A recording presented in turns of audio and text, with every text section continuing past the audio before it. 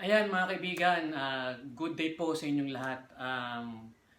Kamusta po kayo dyan?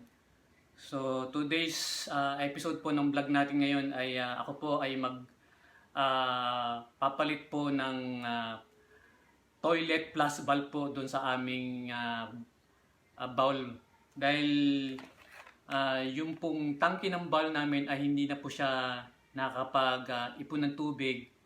Then tagas lang po ng tagas yung tubig doon sa bowl. So, itatry ko pong i-fix siya. So, actually mga kaibigan, wala na po akong nabili na toilet plus valve na katulad doon sa nakakabit doon sa aming bowl.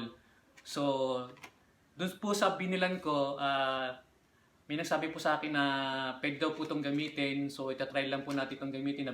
Nabili ko po ito sa may SM. So, Fluid Master po. Plus valve repair kit po. So itatry ko lang po itong gamitin. God bless po mga kaibigan.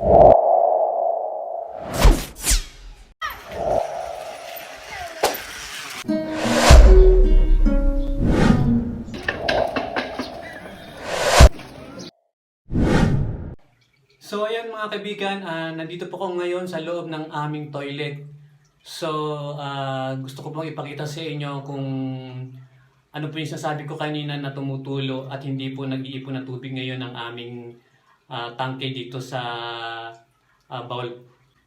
So ayan mga kaibigan, nakikita nyo po ito yung tubig. So nakikita nyo po daloy lang po ng daloy yung tubig dito sa aming toilet. So pagka pinalas nyo po, hindi po siya magpa-plus. So ayan po, oh. Wala po kasi siyang lamang tubig. So ayun, nakikita nyo po. Makikita nyo ba? So ayan, tulo lang po ng tulo yung tubig, pero hindi po siya umaakyat, hindi po siya nag-ipon ng tubig. So ang nangyayari po,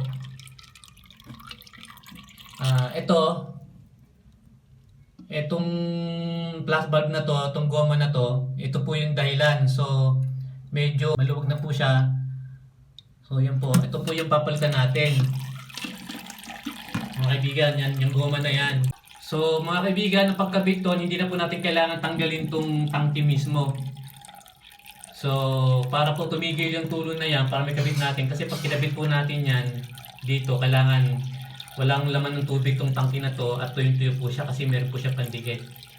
So para po tumigil yung tubig na yan, nakikita nyo po itong parang balon na to.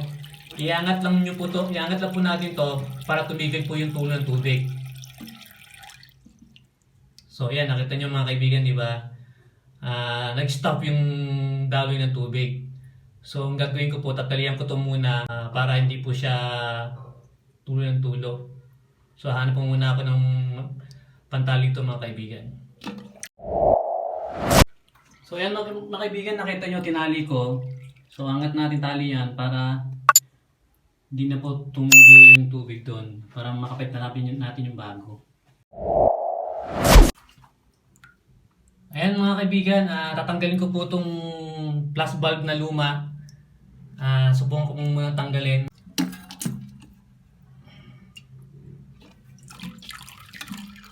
So nakikita nyo ba?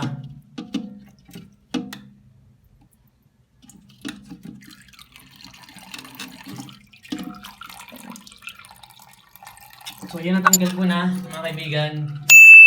So nakita nyo po, ito po yung valve. So nakita nyo po, oh. Yan, kita nyo po yung dahilan, no? Kasi medyo luma na po itong plus valve na to. Kaya po yung dahilan, kaya agos lang ng agos yung tubig at hindi pa nag-ipon itong tangke na to.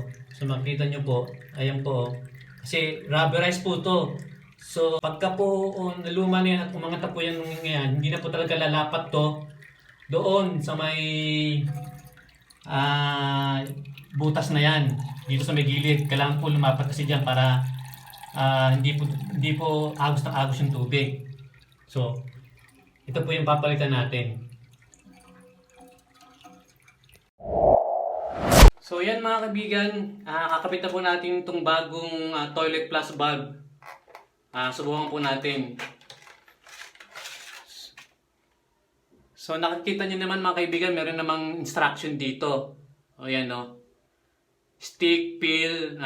Sabi dito, no tank removal. So, hindi na natin to kailangan tanggalin. So, no messy glue. So, subukan na natin mga kaibigan.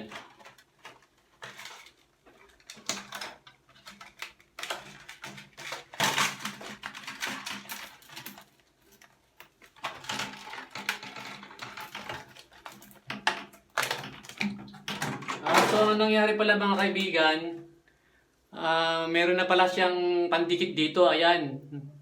May nakalagay na pandikit, so tatanggalin na lang natin tong mga nakakabit na papel dito. So, ito po siya.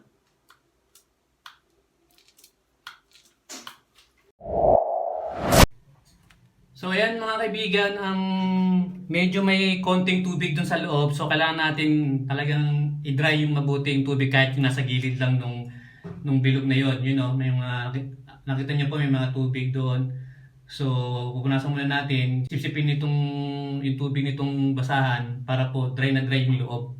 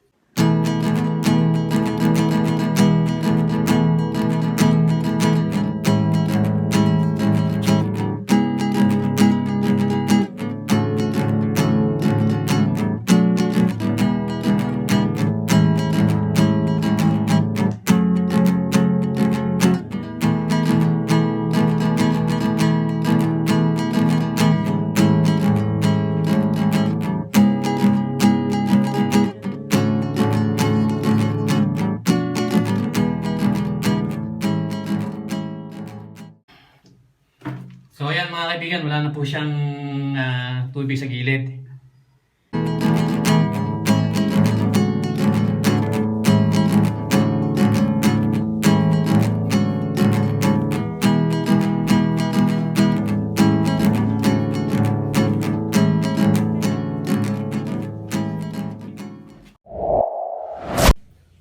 So yan mga kaibigan, nakakabit na po natin yung toilet plus valve.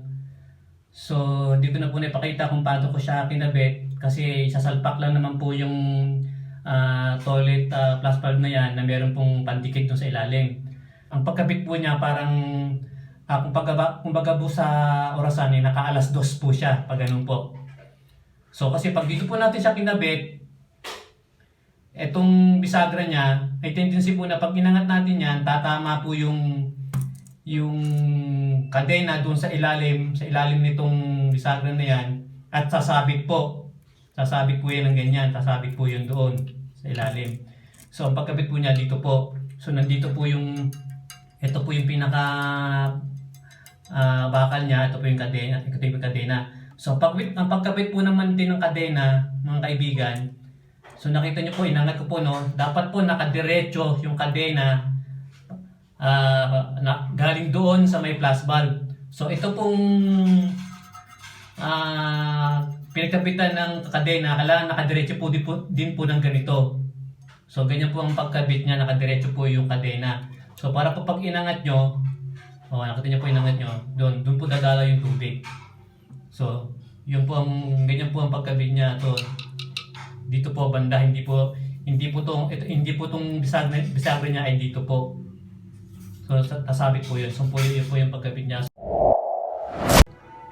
Ayan mga kaibigan, susubukan na po nating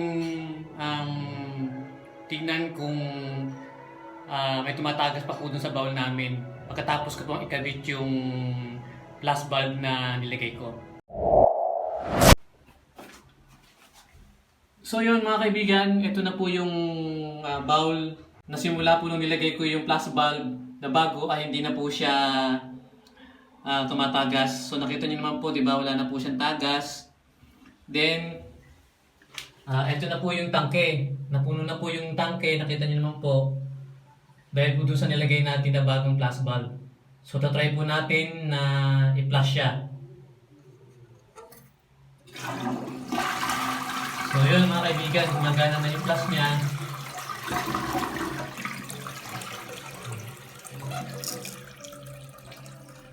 Ayan po.